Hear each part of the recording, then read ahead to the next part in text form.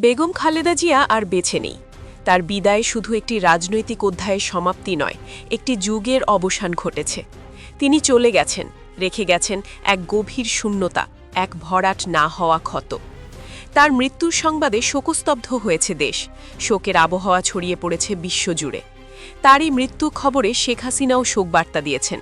কিন্তু নির্মম বাস্তবতা হলেও এই মৃত্যুর পেছনে যিনি সবচেয়ে বেশি দায়ী, তিনিই শেখ হাসিনা। কারণ রাজনৈতিক প্রতিহিংসার আগুনে পুড়িয়ে বেগম খালেদা জিয়াকে তিনি তিলে তিলে মৃত্যুর কিনারায় ঠেলে দিয়েছেন, এমন অভিযোগ উঠেছে দেশ জুড়ে।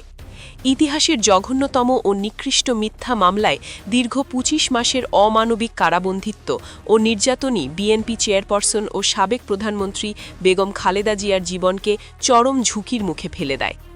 এই কারা নির্যাতনের প্রত্যক্ষ দায়ী শেখ হাসিনার উপর চাপিয়েছেন সুপ্রিম কোর্টের একাধিক সিনিয়র আইনজীবী।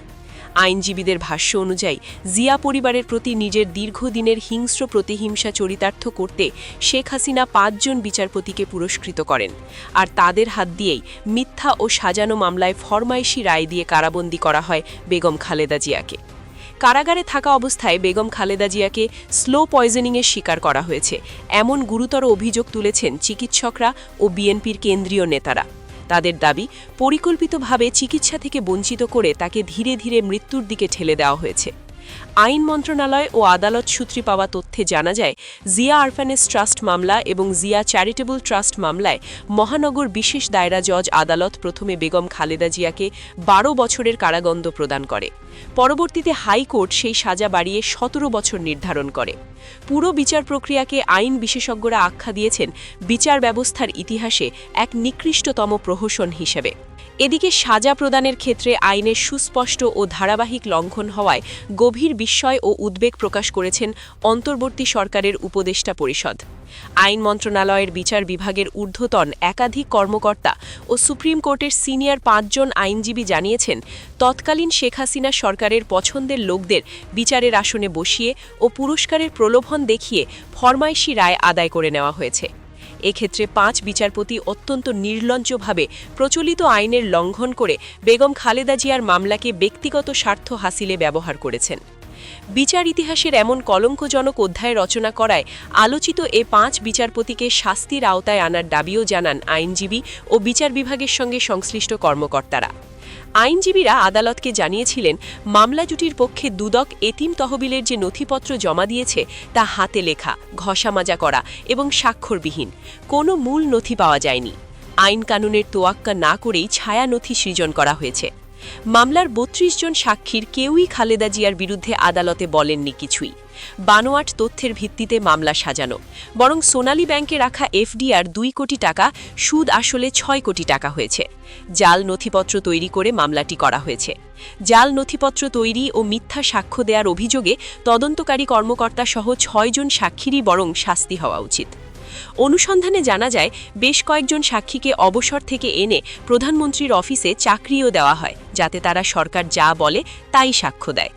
২০১৫ সালের জুনে ঢাকার বিশেষ জজ ৩-এর বিচারক হিসেবে প্রধানমন্ত্রী খালেদা জিয়ার বিরুদ্ধে জিয়া চ্যারিটেবল ট্রাস্ট দুর্নীতি মামলা ও জিয়া অরফানেজ ট্রাস্ট দুর্নীতি মামলার শুনানির তারিখ নির্ধারণ করেন।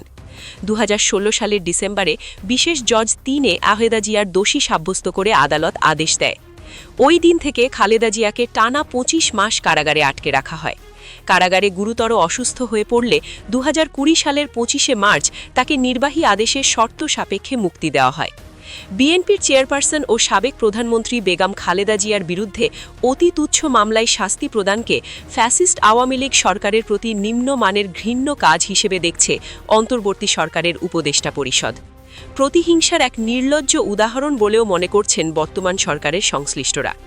এ বিষয়ে আইন, বিচার ও সংসদ বিষয়ক উপদেষ্টা ড আসিফ নজরুল বলছেন, দুর্নীতি দমন কমিশন ও বিচার বিভাগ গত ১৫ বছরে ফ্যাসিস্ট আওয়ামী লীগ সরকারের দাসে পরিণত হয়েছিল।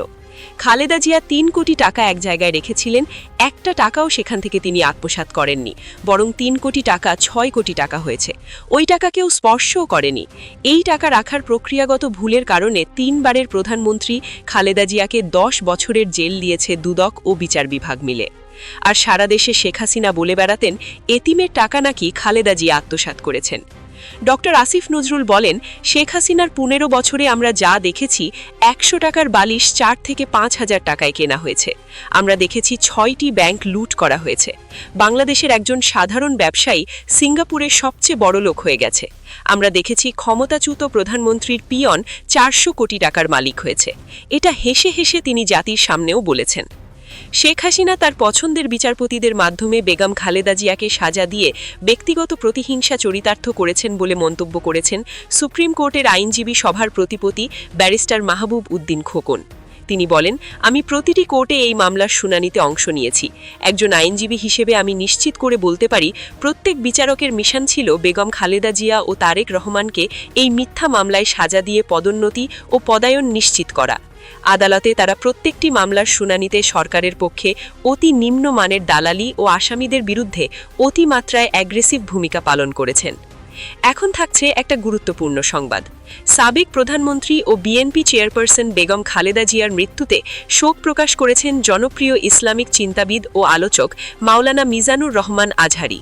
মঙ্গলবার 30 ডিসেম্বর দুপুরে দেওয়া এক পোস্টে তিনি এ শোক জ্ঞাপন করেছেন। মিজানুর রহমান আজহারির শোকবার্তায় লিখেছেন, বাংলাদেশের সাবেক প্রধানমন্ত্রী বেগম খালেদা জিয়া দুনিয়া সফর শেষ করেছেন। ইন্না লিল্লাহি ওয়া ইন্না ইলাইহি রাজিউন। তিনি আরও লিখেছেন, আল্লাহ তাআলা তার ভুল ত্রুটি ক্ষমা করুন, ভালো কাজগুলোকে কবুল করুন এবং জান্নাতের মেহমান বানিয়ে নেন। এর আগে আজ ভোর 6টায় রাজধানীর এভারকেয়ার হাসপাতালে চিকিৎসাধীন অবস্থায় মারা যান খালেদা জিয়া। মৃত্যুকালে তার বয়স হয়েছিল 80 বছর। এদিকে খালেদা জিয়ার মৃত্যুতে শোক জানিয়েছেন প্রধান উপদেষ্টা। শোকবার্তায় তিনি বলেন, বেগম খালেদা জিয়ার ইন্তেকালে জাতি তার এক মহান অভিভাবককে হারালো। শোকবার্তায় তিনি বলেন, তার মৃত্যুতে আমরা গভীরভাবে শোকাহত, মর্মাহত।